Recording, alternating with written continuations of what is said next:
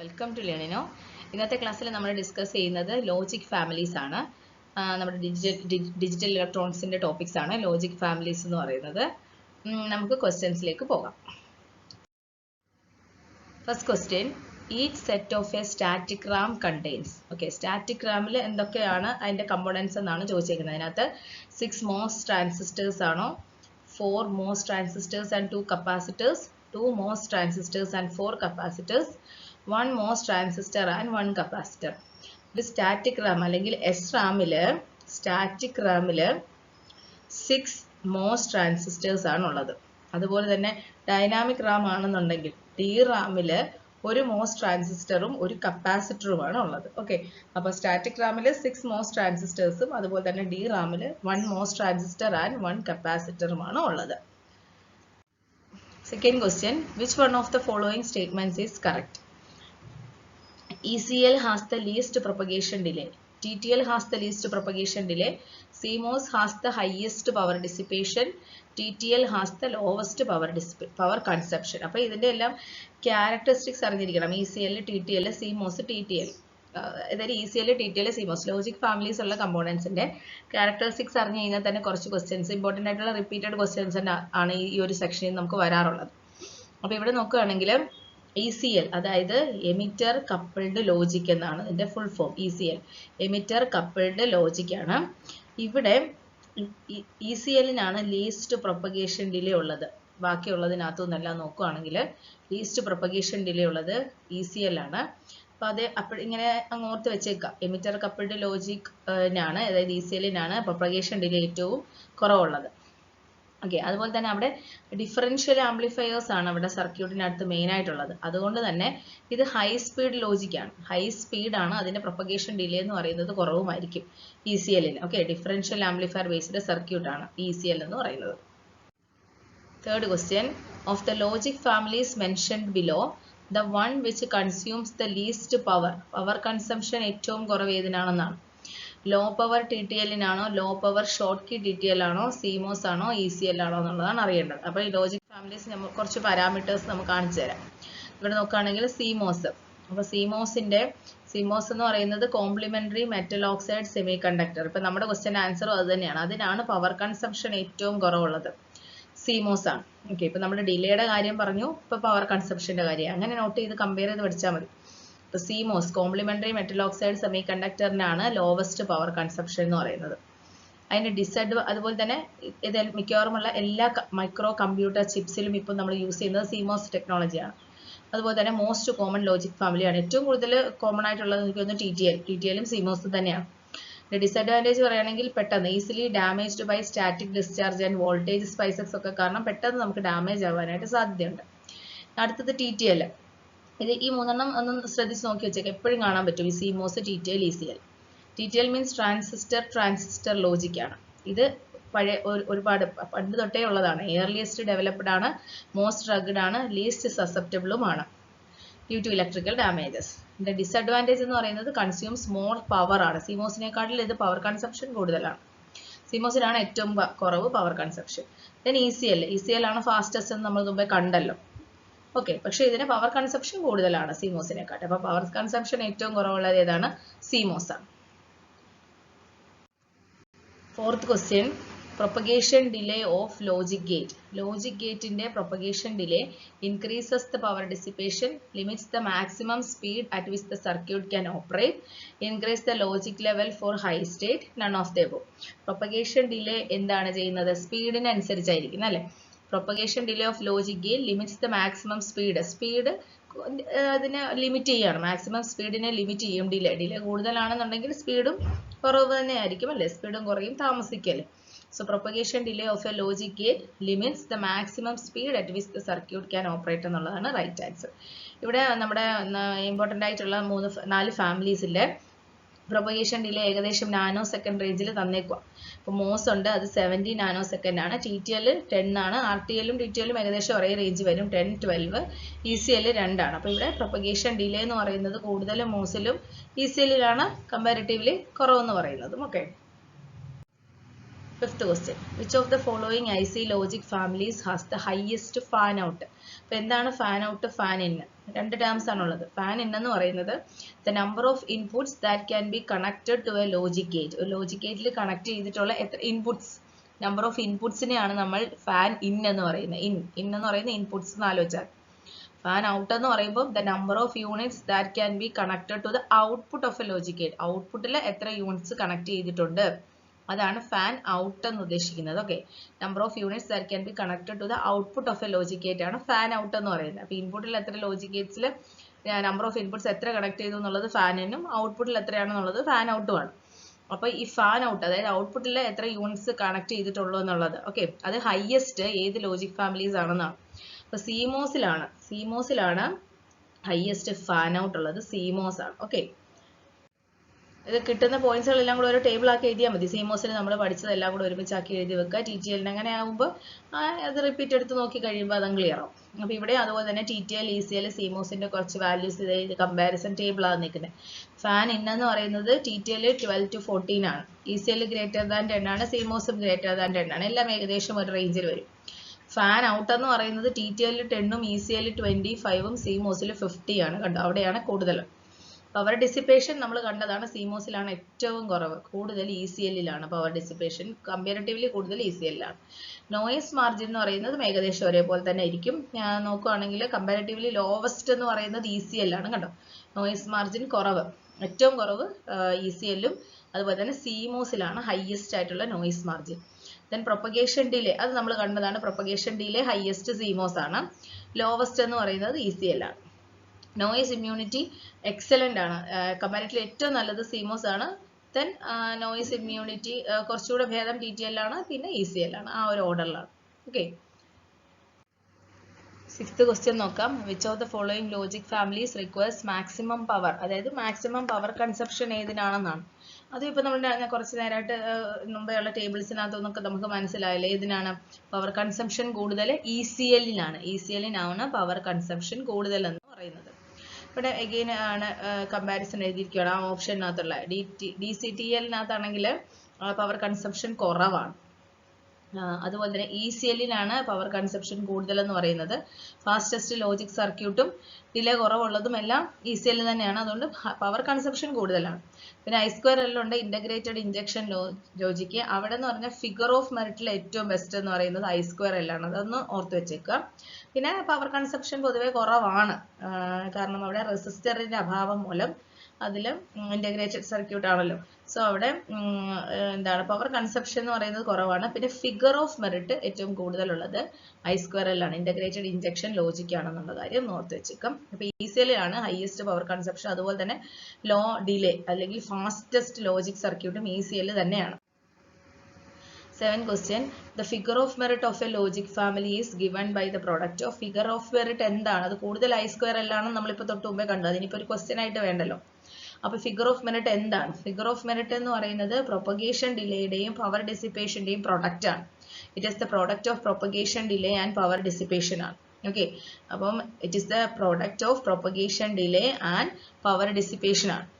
അപ്പോൾ സാധാരണ രീതിയിൽ അത് ജൂളിലാണ് പറയുന്നത്, നാനോ സെക്കൻഡിലായിരിക്കും നമ്മുടെ പ്രൊപ്പഗേഷൻ ഡിലേ എന്ന് പറയുന്നത്. പവർ ഡിസിപ്പേഷൻ മില്ലി വാട്ടിലും ആയിരിക്കും സാധാരണ കേസിൽ.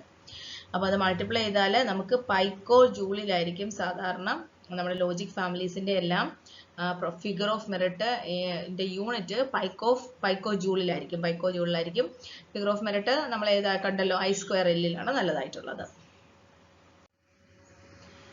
8th question. An acceptable voltage range of logic 0 for TTL. അപ്പോൾ TTL ലോജിക് 0യും 1ഉം ആണുള്ളത്.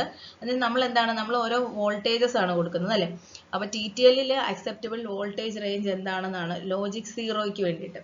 അപ്പോൾ TTL ലോ അല്ലെങ്കിൽ ലോജിക് 0ക്ക് വോൾട്ടേജ് 0 വോൾട്ട് മുതൽ 0.8 വോൾട്ട് വരെയാണ് അക്സെപ്റ്റബിൾ എന്ന് പറയുന്നത്. ഹൈ ആണ് അല്ലെങ്കിൽ ലോജിക് 1ന് 2 വോൾട്ടും to 5 വോൾട്ട് ആണ് കൊടുക്കാറുള്ളത്. അപ്പൊ TTL ലോജിക് 0ക്ക് 0 to 0.8 വോൾട്ട് ആണ്. ഇനി ലോജിക് 1 ആണെന്നുണ്ടെങ്കിൽ അത് 2 to 5 വോൾട്ട് ആയിരിക്കും. സിമോസിലെയും കൂടെ നോക്കുകയാണെങ്കിൽ സിമോസിൽ 0 to 1.5 വോൾട്ട് ആണ് ലോ എന്ന് പറയുന്നത്. 3.5 വോൾട്ട് 5 വോൾട്ട് ആണ് ഹൈ എന്നും പറയുന്നത്. ഓക്കെ, ഇവിടെ ബാക്കി ഇത് കുറച്ച് മുമ്പ് തന്ന അതേപോലത്തെ തന്നെ പോയിന്റ്സുകളാണ്. TTLന്റെയും ECLന്റെയും CMOSന്റെയും specifications. Fan out, fan in, power dissipation, noise margin, highest CMOS ആണ് നോയിസ് മാർജിൻ എന്ന് പറയുന്നത്. പ്രൊപ്പഗേഷൻ ഡിലേ തന്നിട്ടുണ്ട്. നോയിസ് ഇമ്മ്യൂണിറ്റി തൊട്ട് മുമ്പ് തന്നത് തന്നെയാണ്. കമ്പാരിസൺ ടേബിൾ ഇടയ്ക്കിടയ്ക്ക് നോക്കുന്നത് നല്ലതാണ്. അത് ബേസ് ചെയ്തിട്ടേ നമുക്ക് ക്വസ്റ്റ്യൻസ് വരുള്ളൂ. 9th question. Which circuit takes the less chip area in large scale integration? Large scale integrationൽ ലെസ് ചിപ്പ് ഏരിയ ഏത് സർക്യൂട്ടിലാണ്? TTL ലോജിക്കിനാണോ, ബൈപോളാർ സർക്യൂട്ടിലാണോ, ഹൈ പവർ സർക്യൂട്ടിലാണോ, CMOS സർക്യൂട്ടിനാണോ നമുക്ക് ചിപ്പ് ഏരിയ കുറവുള്ളതെന്നാണ് ചോദിച്ചിരിക്കുന്നത്. അപ്പോൾ ചിപ്പ് ഏരിയ ഏറ്റവും കുറവുള്ളത് CMOS സർക്യൂട്ട്സിലാണ്. അതായത് CMOS സർക്യൂട്ടിൽ നമ്മൾ എന്താണ് NMOSന്റെയും PMOSന്റെയും കോമ്പിനേഷൻ ആണ് അവിടെ യൂസ് ചെയ്യുന്നത്.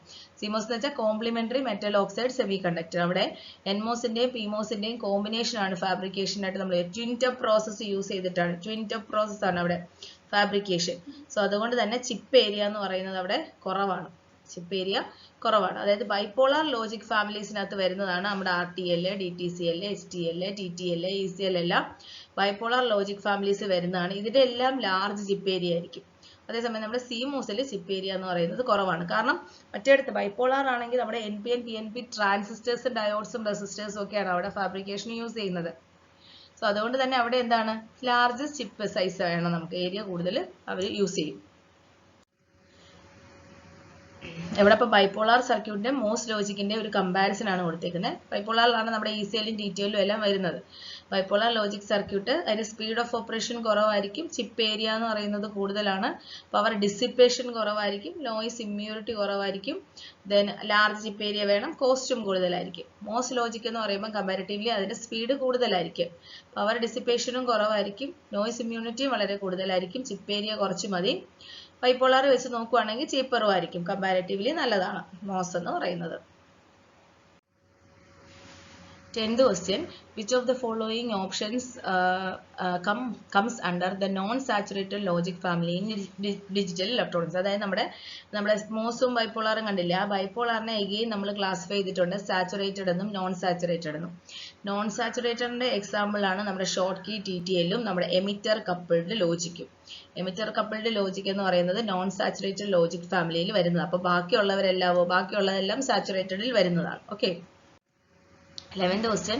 Which characteristics of IC in digital circuits represents a function of the switching time of a particular transistor?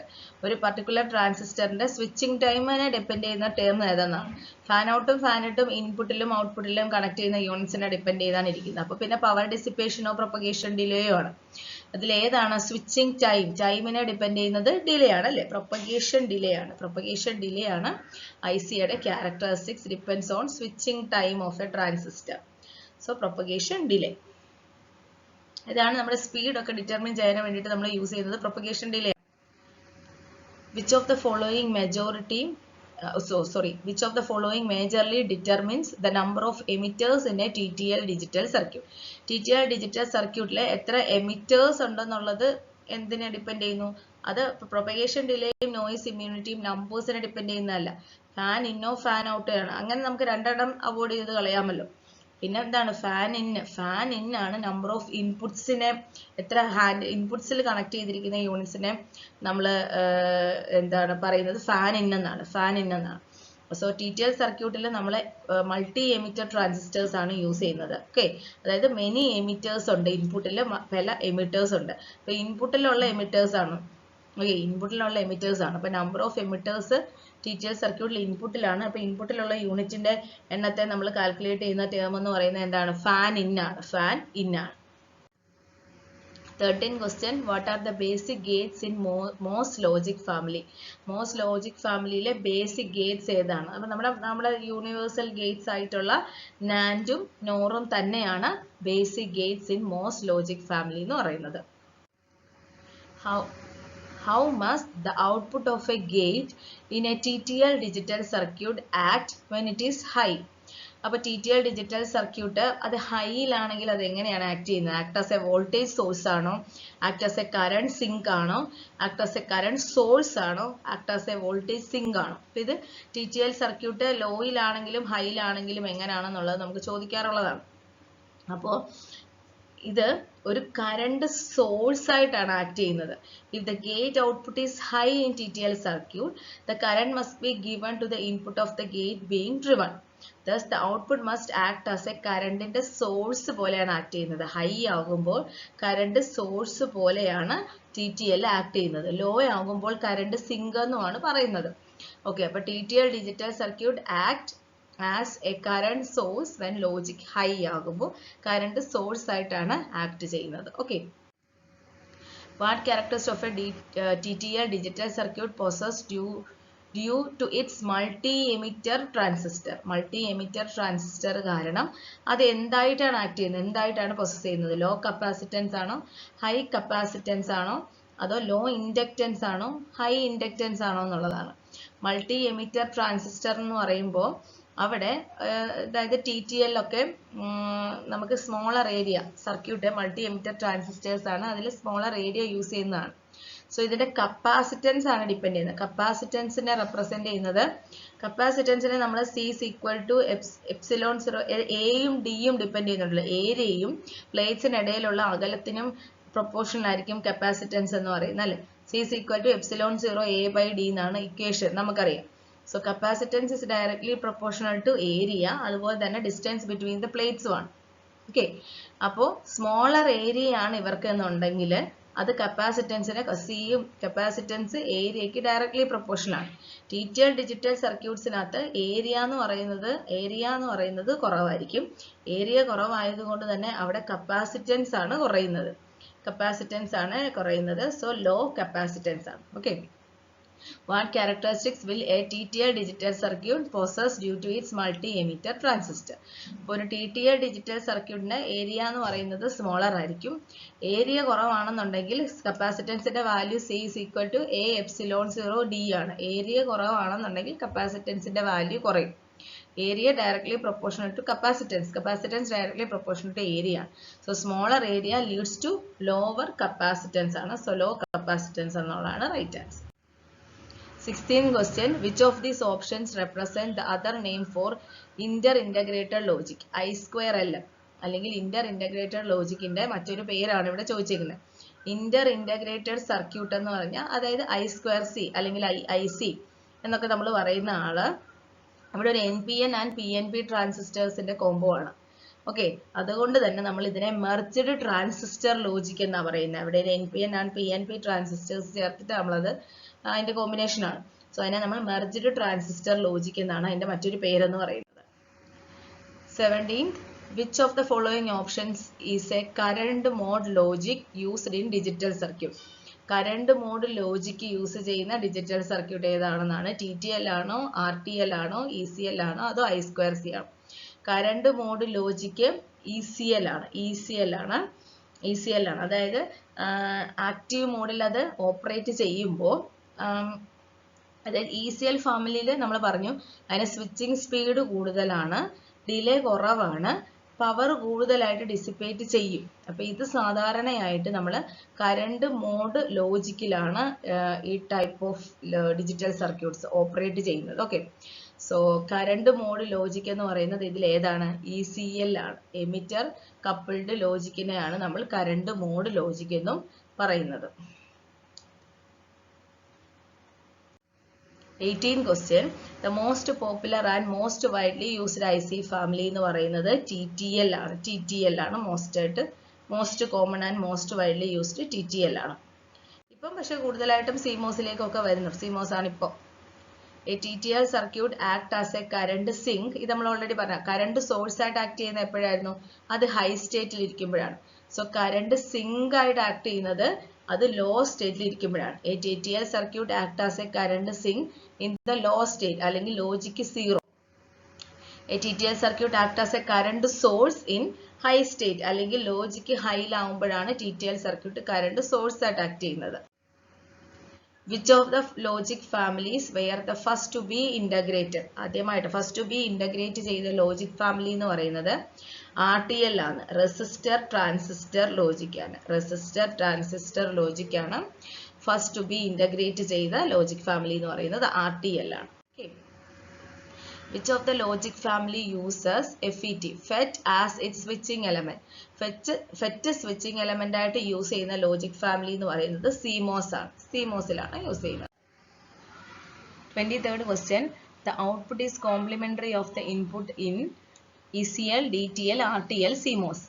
So the only logic family that offered complementary output എന്ന് പറയുന്നത് ECL ആണ്. അങ്ങനെ ഒരു ECL മാത്രമേ ഉള്ളൂ. So the output ഇൻപുട്ടിന്റെ complementary ആയിട്ടുള്ള logic family എന്ന് പറയുന്നത് ECL ആണ്. 24th question. The lower the maximum frequency dash the propagation delay. ഫ്രീക്വൻസിയും ടൈമും തമ്മിൽ ഡിപ്പെൻഡ് എന്താണ്?